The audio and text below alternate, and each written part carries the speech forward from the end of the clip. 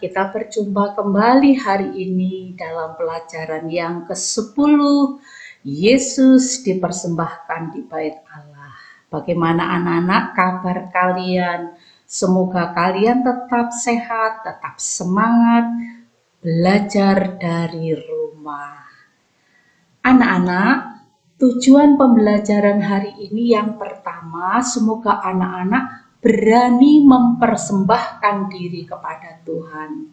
Dan yang kedua, menghargai dan menghormati manusia sebagai ciptaan Tuhan, tidak membeda-bedakan agama, suku, bahasa, dan adat istiadat. Ayo anak-anak semua ambil sikap doa yang baik, kita berdoa dulu. Dalam nama Bapa dan Putra dan Roh Kudus. Amin. Tuhan Yesus yang baik, terima kasih atas cinta-Mu kepada kami. Hari ini kami mau mempersembahkan seluruh diri kami kepadamu. Amin. Dalam nama Bapa dan Putra dan Roh Kudus. Amin.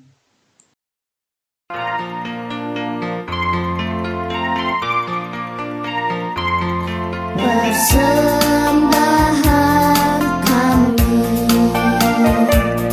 sedikit sekali,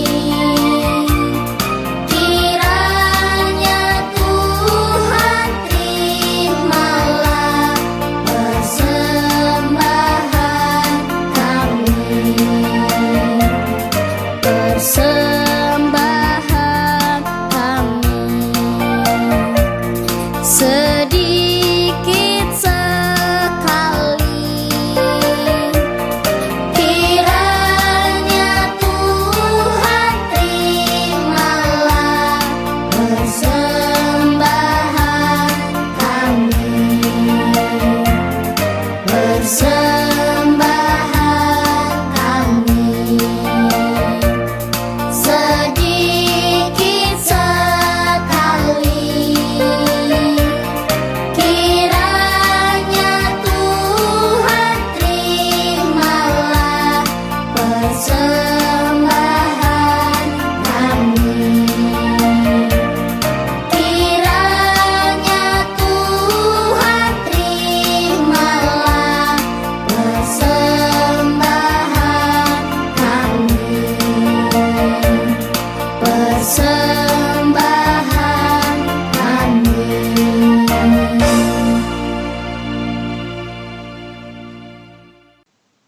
Halo anak-anak, apakah kalian pernah menyaksikan upacara pembaptisan bayi di gereja? Baptis itu tanda orang resmi menjadi anggota gereja Katolik. Orang tua membawa anak ke gereja Katolik untuk dibaptis itu sebagai tanda syukur pada Allah. Sejak kecil, anak diajak mempersembahkan dirinya kepada Tuhan. Oke anak-anak, mari kita lanjutkan dengan mengamati gambar upacara baptisan yang ada di gereja tadi. Nah anak-anak, saat dibaptis biasanya bayi atau anak-anak dituangi air baptis.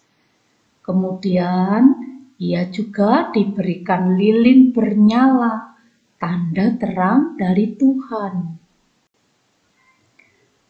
Saat baptisan bayi, anak juga diberi kain putih lambang kesucian, juga diurapi minyak krisma, ya, tanda karunia Roh Kudus.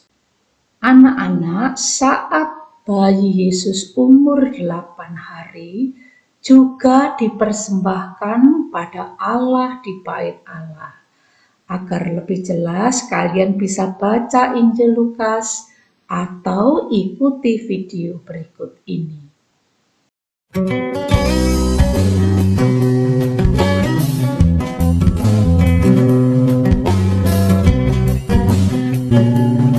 Dan ketika genap 8 hari dan ia harus disunatkan, ia diberi nama Yesus, yaitu nama yang disebut oleh malaikat sebelum ia dikandung ibunya. Dan ketika genap waktu pentahiran, menurut hukum Taurat Musa, mereka membawa dia ke Yerusalem untuk menyerahkannya kepada Tuhan. Seperti ada tertulis dalam hukum Tuhan, semua anak laki-laki sulung harus dikuduskan bagi Allah. Dan untuk mempersembahkan korban menurut apa yang difirmankan dalam hukum Tuhan, yaitu sepasang burung tekukur atau 2 ekor anak burung merpati. Adalah di Yerusalem seorang bernama Simeon. Ia seorang yang benar dan saleh yang menantikan penghiburan bagi Israel. Roh Kudus ada di atasnya, dan kepadanya telah dinyatakan oleh Roh Kudus bahwa ia tidak akan mati sebelum ia melihat Mesias, yaitu Dia yang diurapi Tuhan. Ia datang ke bait Allah oleh Roh Kudus. Ketika Yesus anak itu dibawa masuk oleh orang tuanya untuk melakukan kepadanya apa yang ditentukan hukum Taurat, ia menyambut anak itu dan menatangnya sambil memuji Allah. Katanya, "Sekarang Tuhan, biarkanlah hamba-Mu ini pergi dalam damai sejahtera, sesuai dengan firman-Mu. Sebab mataku telah melihat keselamatan yang daripada-Mu, yang telah Engkau sediakan di hadapan segala bangsa, yaitu terang yang menjadi penyataan bagi bangsa-bangsa lain, dan menjadi kemuliaan bagi umat-Mu Israel." dan bapa serta ibunya amat heran akan segala apa yang dikatakan tentang dia. Lalu Simeon memberkati mereka dan berkata kepada Maria, ibu anak itu, "Sesungguhnya anak ini ditentukan untuk menjatuhkan atau membangkitkan banyak orang di Israel, dan untuk menjadi suatu tanda yang menimbulkan perbantahan, dan suatu pedang akan menembus jiwamu sendiri, supaya menjadi nyata pikiran hati banyak orang." Lagi pula di situ ada Hana, seorang nabi perempuan, anak Fanuel dari suku Asher. Ia sudah sangat lanjut umurnya. Sesudah kawin ia hidup 7 tahun lamanya bersama suaminya. Dan sekarang ia janda dan berumur 84 tahun. Ia tidak pernah meninggalkan bait Allah dan siang malam beribadah dengan berpuasa dan berdoa. Dan pada ketika itu juga datanglah ia ke situ dan mengucap syukur kepada Allah dan berbicara tentang anak itu kepada semua orang yang menantikan kelepasan untuk Yerusalem. Dan setelah selesai semua yang harus dilakukan menurut hukum Tuhan, kembalilah mereka ke kota kediamannya, yaitu kota Nazaret di Galilea. Anak itu bertambah besar dan menjadi kuat, penuh hikmat, dan kasih karunia Allah ada padanya. Mari kita dalami isi video tadi ya anak-anak. Yang pertama, apa yang dilakukan Yusuf dan Maria setelah bayi Yesus berusia 8 hari? Kedua, untuk apa bayi Yesus dibawa ke rumah Tuhan? Dan yang ketiga, siapa yang menerima bayi Yesus di bait Allah. 4. Apa yang dipersembahkan Yusuf dan Maria di rumah Tuhan. Yang kelima, apa yang dikatakan Simeon. Kemudian, siapakah nabi perempuan yang ada di bait Allah. Dan yang terakhir, bagaimana perasaannya ketika melihat Yesus.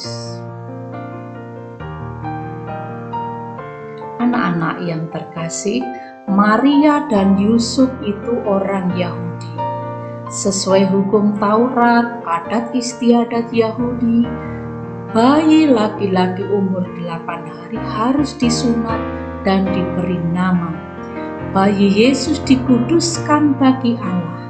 Mereka membawa burung merpati karena keluarga ini sangat sederhana. Burung merpati melambangkan kekudusan dan kesucian.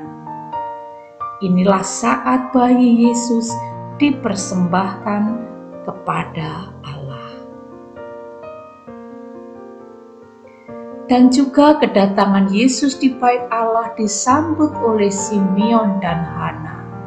Hana umur 84 tahun, seorang nabi perempuan, menyampaikan pada Maria bahwa akan banyak penderitaan yang menyertainya. Sebuah pedang akan menembus hatinya.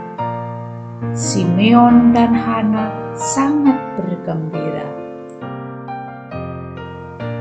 Simeon berkata, "Tuhan, sekarang biarkanlah hamba-Mu ini pergi dalam damai, sebab aku sudah melihat juru selamat." Simeon juga memberitahu Ibu Maria bahwa anaknya akan menjadi penyelamat bangsa Israel. Sebagai anak Tuhan, kita harus berani mempersembahkan diri kepada Tuhan. Caranya bagaimana? Bisa dengan berdoa, membaca firman Tuhan, ikut sekolah minggu. Anak-anak, kita juga diharapkan rajin ke gereja, ikut doa-doa di lingkungan, juga doa-doa bersama keluarga kita. Rajin ke sekolah, berdoa di sekolah, kemudian juga rajin membantu orang tua, membantu mama mencuci piring, membantu papa membersihkan rumah, menyeberangkan nenek, kemudian memberikan uang kepada pengemis maupun memberikan derma dalam kegiatan-kegiatan tertentu.